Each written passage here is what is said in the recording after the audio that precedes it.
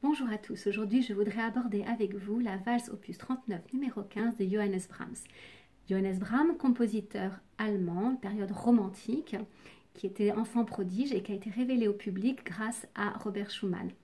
Ces valses sont extraites d'un recueil de 16 valses, à l'origine écrites pour 4 mains, viendra ensuite la version pour 2 mains et à la mort de Johannes Brahms, 5 d'entre elles auront un arrangement pour 2 pianos.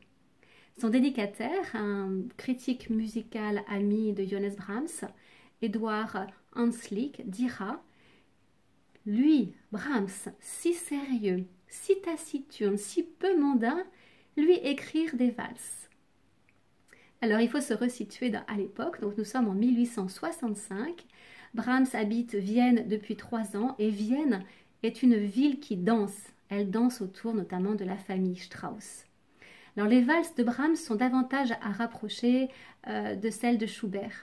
Elles ont une forme simple, A, B, A, varié une première fois, B, A, varié une deuxième fois pour celle-ci. Et dans ce recueil de valses, c'est comme si Brahms avait voulu dépeindre toutes les sortes de valses. Donc il y a la légère, il y a la mousseuse, il y a la dramatique. Celle-ci revêtra un caractère beaucoup plus nocturne, grâce notamment à ce mouvement lancinant de la main gauche et avec ses arpèges.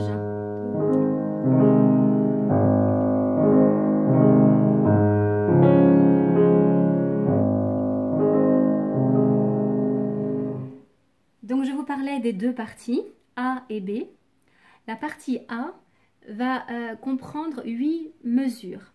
8 mesures, 4 plus 4.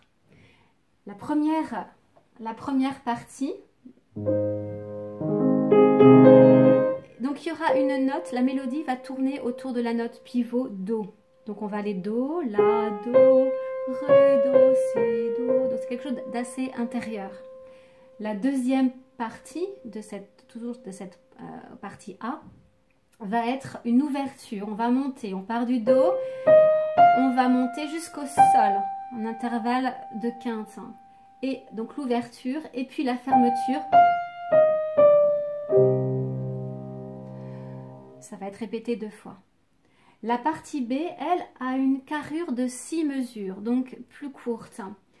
Elle est plus agitée, il y aura un poco crescendo, on va moduler et c'est une succession de cadences parfaites. Là on module, on a un ré bémol majeur. Et là c'est le sommet du crescendo aussi, nous sommes sur un Si, donc on est parti du Mi, Fa, Sol, Si. Et après cette ouverture, ce sommet, on va descendre, la phrase va décliner, nous avons aussi un crescendo. Et voilà, et retour à Do. Donc le début, la main gauche est extrêmement subtile parce qu'elle fait écho. Vous entendez? Vous voyez le Do? 3 et 4, la carrure. Et la deuxième partie, 2, 3, 4. Reprise 1, l'écho. De notre pivot. 1 et 4. L'ouverture, l'écho. Le sommet, cadence parfaite. Modulation, partie B. 2, 3, 4, 5, 6. Et retour à A, car caractère intérieur. Toujours le coup.